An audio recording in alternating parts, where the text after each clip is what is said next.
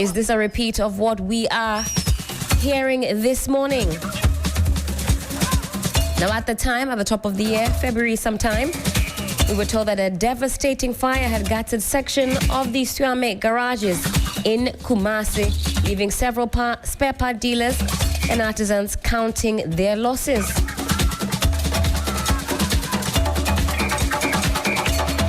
About 25 spare part shops and 34 vehicles, including buses and saloon cars, parked at a workshop, were destroyed by this fire, reducing properties worth millions of cedis to ashes. We'll certainly keep you up to speed on what exactly is happening this time round. Is this a repeat of what we saw on the...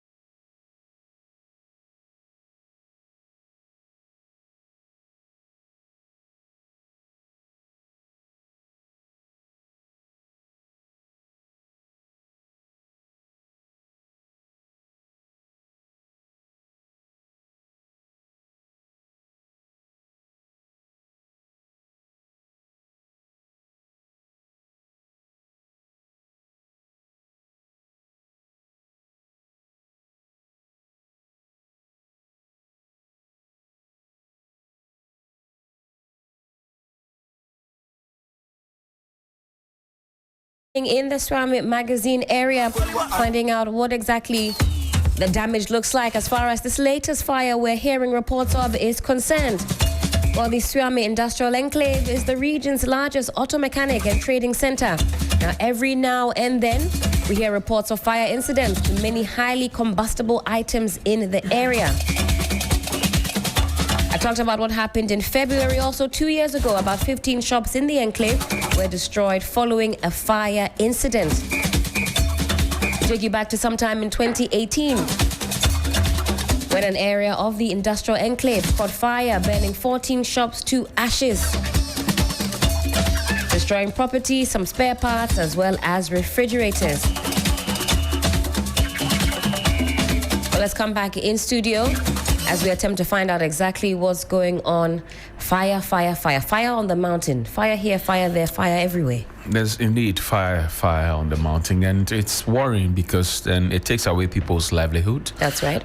People live in those places as well. I remember the last time it happened, lots and lots of people were displaced. They had to find time, come and rebuild, and you know how the banks are. You go to them with proposals to want to get your stuff done. That's and right. It would take, a lot of time and time and space for you to be given the opportunity to be able to rebound or bounce back. And I know that the people of Suame, as is the situation in Abosoka, in Accra, they have had a lot of influence in the Ashanti region, particularly trying to help with the development of the area. I think going forward, what we should be looking at, Dr. Franco Makohene, the Ashanti Regional Minister, should be looking at ways at which we will properly structure the place, because it looks quite slummy. At the first glance, it looks quite slummy, and if you get in there, it's difficult to meander your way through. Quite like everybody wants to make a living, which is a good thing. What can we do for them to make sure that they ply their trade well in a very relaxed atmosphere, in a dignified manner, so that they can also feed themselves, feed their family, and overall the nation? It's important that we do. But Helen, these fires, like road accidents, are becoming one too many. That's right. And we ought to, as a country, start thinking about our safety issues It's one of the things that the Ghana National Fire Service has been championing. We've been championing that here as well. We always talk about security, but when it comes to safety, we are not so concerned about it. We'll stay with the fires, but we'll come to the roads. Now, you find a pedestrian market, for example, the one at Circle, got burnt, and the understanding we get is that it could be an electrical fault, or it could be somebody trying to cook food in the market that sparked the fire. Makola fires, fires here, fires there, fires everywhere. You were talking about the medical stores, the other time, for example, and since it happened, we have not had a proper medical store, so to speak. We store a medication. If we know what prevents the fire, for example, naked wire, poor wiring, whatever it is, the public education must be intensified in that direction so that it stops, because it actually hurts and it's bitter when you have pushed all your money into some building or some investment and business is now picking up, and then boom, one day you come to work and everything is burnt to ashes. Oftentimes, yes, the political class or the government will go and find them some compensation of a sort, but the compensation is not equal to what they might have lost. Look at Kantamanto in recent time, to the point that we even decided to politicize the whole of Kantamanto conversation, and there was a traditional angle to it, etc. It's for me, it doesn't depict a country that is ready to fight disasters. If we, I dare say, touch wood, if we dare have disasters, because imagine that you have an ailing fire service, right, that does not have all the resources they need to be able to help you in times of your need. And I can tell you the Ghana National Fire Service is doing more than 100% of what we expect them to do. Given the resources that they have, the grandma, grandpa fire tenders that they have, and non-functional functional tenders, and that you can talk about the water hydrants where people are building on water hydrants, for example, and concealing it, and people are abusing it. Ghana Water Company also comes into the fray to say, well, if there's no water, we can't supply you water. We supply you water. Water should be in there. That pull and push conversation. We must have that holistically as a people, as a country, if we are concerned about the safety of the citizens of the Republic of Ghana. That's right. And for the second time, if you have these fires at, the Suame area, it's not palatable at all. Can you imagine that not so long ago it got burnt, then I've been able to pick myself up again, started, and I've restocked, and I'm trying to pick up and scale up. Boom, another fire, and then it robs me of everything. That's not fair.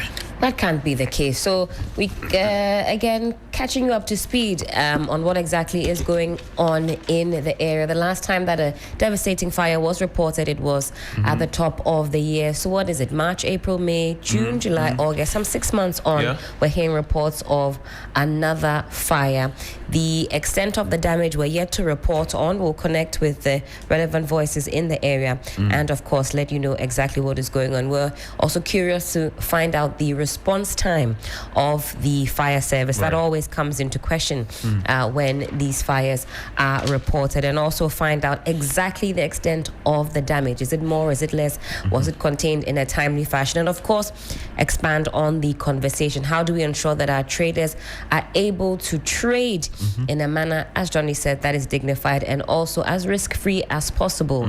I'll be very intrigued to find out if it's a case of somebody. I don't think in that Suame magazine here people are really cooking breakfast or so. There are people who, as I mentioned, people who also have come to live among them, and it's typical. There are those who move from a farther place to come and do their work. So they stay there from Monday, Tuesday, Wednesday, Thursday, Friday, maybe Saturday they go home. Or they leave on Friday and come back on Monday. There are people who do that. So if they are doing that, there's a possibility that someone may be cooking, or someone may have done some connection that has the wires that are not the required ones to use for that kind of connection and all of that. It's a question to ask. Certainly. Let's connect with our colleague Ibrahim Abubakar. He's following this developing story. Let's find out what exactly he knows. Ibrahim, hello, good morning. Good morning, Ellen. Hope you're doing well. Thank you for joining us this morning. What can you tell us? We're getting reports of yet another fire in the Suame magazine area. Exactly, Ellen, a devastating one indeed. I can count over 100 shops that have been destroyed completely. As we speak, some of the traders are trying to see whether they will be able to get some luck and salvage some of their waste. But it appears that for the over 100 shops, they are unable to pick anything because the fire had to quickly sweep through those shops. These are wooden shops, and we were told that the fire started last night between the hours of 9 and 10 before even the fire service could get there. Most of the shops have been raised down. But then one concerning issue, and even things that some of the eyewitnesses experienced, had to do with gas explosion. So intermittently, when the fire started, they begin to hear explosion from one shop to the other. And probably that's why it had to spread that quickly. And this morning, they are back. In fact, some of them came there. They couldn't even stand the devastating scene and had to leave the scene. Others came and they were crying literally. They do not know where and how they can bounce back to business. So for now, they are just trying to come to terms with what has happened and also looking ahead or looking forward to see what can be done to make sure that they come back to business. The Ashanti Regional Minister, we are told, will be coming there to engage with the leadership of the traders. NADMO is also here. They've started taking stocks. Hopefully, they will lend some form of support to these traders to enable them return to business. Ibrahim, you say over 100 shops have been affected by this fire. Do we know the current status of the fire? Is it under control? Is it still spreading? What do we know? Well, for now, the fire is totally under control. It has been doused, even though you can still see some of the fire or the smoke coming out. But I can tell you that it can't spread beyond where it is at the moment. In fact, yesterday it rained later in the night, and also this morning it has been drizzling. That's why they were able to fight it when they got there on time, even though it had already caused the damage. But for now, I can confirm to you that it is totally under control and cannot spread beyond where it is at the moment. Are there any casualties or injuries reported at this time? Well, no, fortunately, no casualty was reported because at the time of the incident, it was late and everybody had gone home. The few ones who were there saw it quickly and had to leave because they saw it starting from one of the shops before spreading to the other shops. So fortunately, we will say no one was hurt in the fire. Now, talk about the fire service. Any intel on response times? How quickly were they able to reach the area to douse this fire? Well, the fire service says they got there less than 15 minutes after they received the call. Often when such fire happens, that's what they tell me. They don't get the call on time.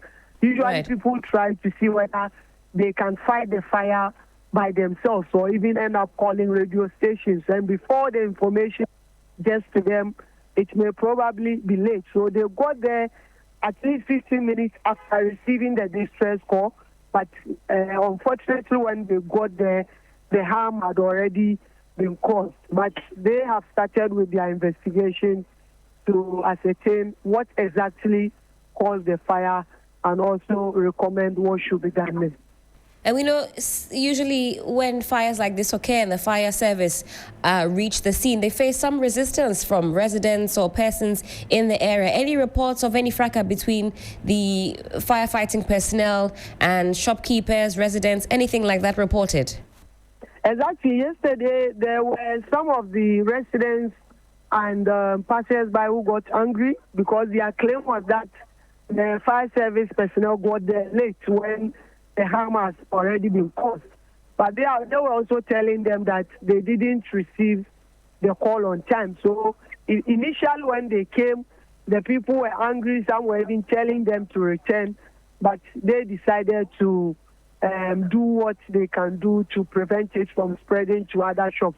But they were even trying to educate the traders that when they come to fire scene, their strategy is that they have to start from where the fire has not reached so that they prevent it from spreading. But for a shop owner who is in distress, he wants you to start at where his shop is, where it is burning, and that even created that confusion. But at the end of the day, they were able to do what they can to prevent it from spreading to other shops. Right, and I'm sure this question might be premature, but what is the suspected cause of the fire, if known, and what are the speculations thus far?